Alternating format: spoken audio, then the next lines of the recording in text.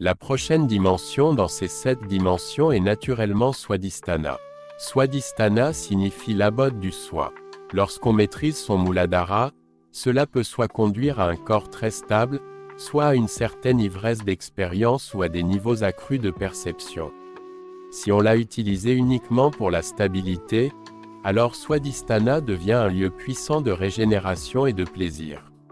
Si on l'a utilisé pour l'ivresse, alors Swadhisthana devient un lieu d'un certain sens de désincarnation, qui ne peut pas être comparé à devenir comme l'air, mais à une petite distance, car l'abode du soi est établi dans un niveau de plaisir plus élevé que le reste du corps, créant ainsi une légère séparation.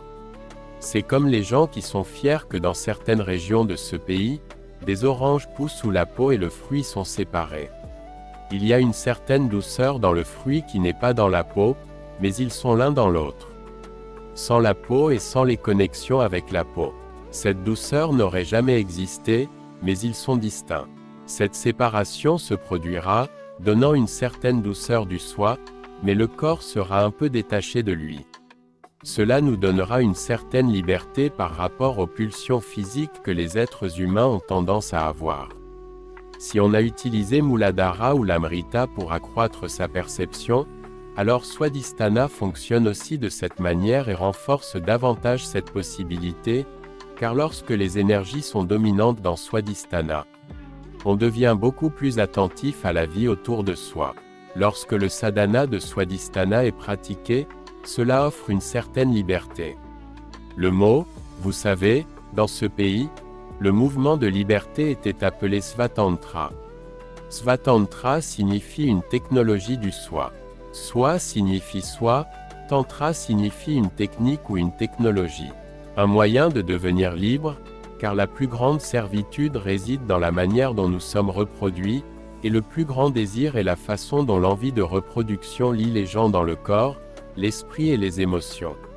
Ainsi, Svatantra signifie que Swadhisthana et Svatantra sont liés, et que vous avez trouvé un tantra pour libérer le soi de ses troubles ou de ses compulsions, car maintenant votre soi est totalement libre.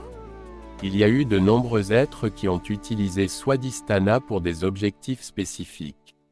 L'un des aspects importants de Swadhisthana est que si votre Swadhisthana est établi d'une certaine manière, votre capacité de création augmente. Au niveau le plus bas, il est purement reproductif. Au niveau le plus élevé, vous pouvez créer un Dieu si vous le souhaitez. Maintenant, cela doit être abordé avec précaution. Il ne s'agit pas de créer une création, mais de créer ce que vous considérez comme un Dieu. La technologie de la création divine vient de cela, parce que quelqu'un a un contrôle absolu sur le Swadhisthana et peut établir ce qui est considéré comme une entité divine.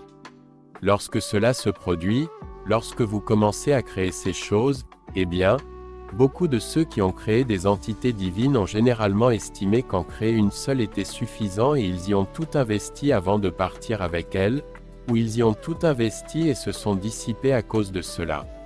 Certains ont retenu la possibilité de faire plus. Si et seulement si toutes les autres dimensions sont activées, on peut délivrer un Dieu. Si votre Swadhisthana est activé, vous pouvez délivrer un bébé, ou vous pouvez délivrer un Dieu. Vous pouvez délivrer un Dieu et continuer de vivre et de maintenir votre potentiel seulement si les 6 autres dimensions sont également actives, c'est seulement alors qu'on peut accomplir cela. Le Swadhisthana ou le Svatantra, le tantra de la libération du soi. Cela signifie que vous avez créé une certaine flexibilité dans vos énergies de vie, de sorte qu'elles ne sont plus contraintes par les compulsions du corps. Quand je parle de compulsions du corps, c'est pour maintenir ce corps en vie, vous devez investir une certaine quantité d'énergie, sinon il ne restera pas en vie. Pour garder ce corps sain et capable, vous devez investir une certaine quantité d'énergie.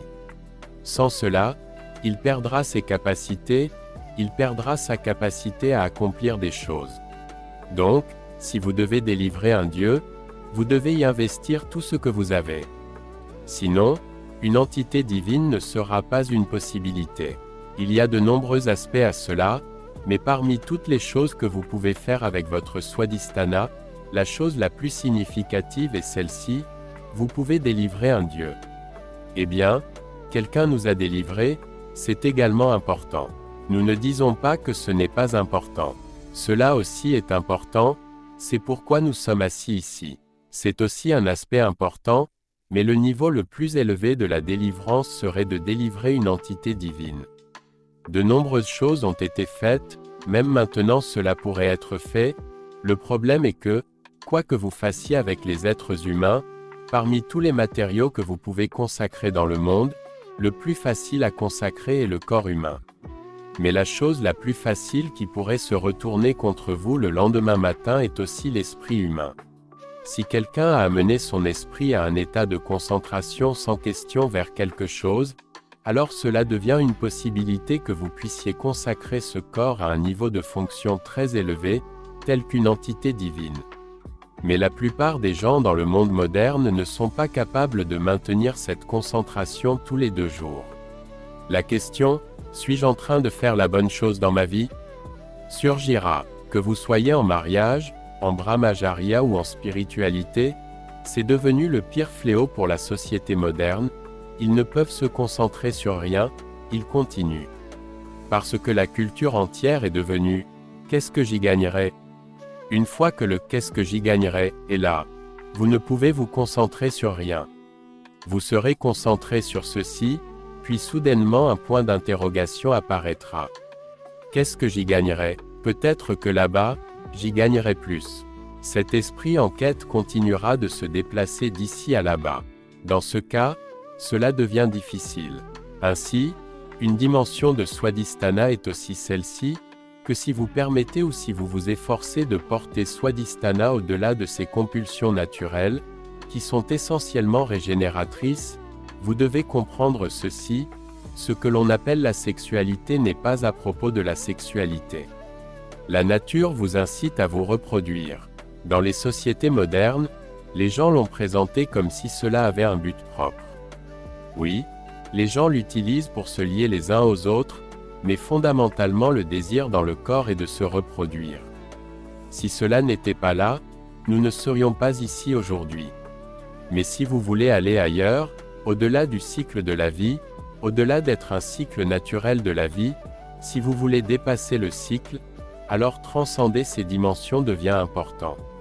L'utilisation de Swadhisthana est un processus très complexe et fantastique. Cela peut être fait par des rituels, cela peut être fait en utilisant le corps, cela peut être fait en utilisant de l'énergie pure. 3 manières différentes de le faire. Swadhisthana peut se manifester à son plus haut niveau même par le corps ou en élevant les énergies d'une certaine manière en utilisant des substances extérieures, en utilisant le corps.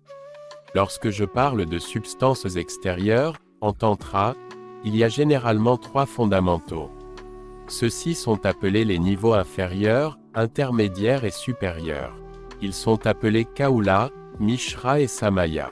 Ce que cela signifie, c'est qu'on utilise des substances extérieures parce qu'on n'a aucun contrôle sur son propre système. On utilise d'autres substances. Il existe un système d'utilisation de ces substances à travers lequel vous pouvez générer un certain niveau d'énergie que vous pourriez qualifier d'entité divine. Ainsi, les tantriques ont créé diverses divinités qui se lèvent et marchent d'une certaine manière à travers le processus rituel. Lui-même peut ne pas être personnellement évolué de quelque manière que ce soit, mais il a compris le rituel et s'y tient. Et parce qu'il s'en tient au rituel d'une manière correcte, soudainement quelque chose d'autre se manifeste.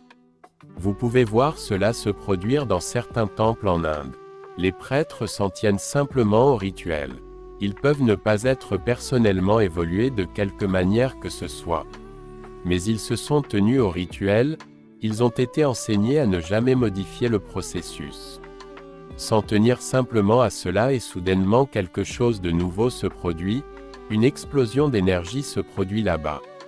Cela peut être créé, mais cela ne peut pas être consolidé et maintenu pour une longue durée.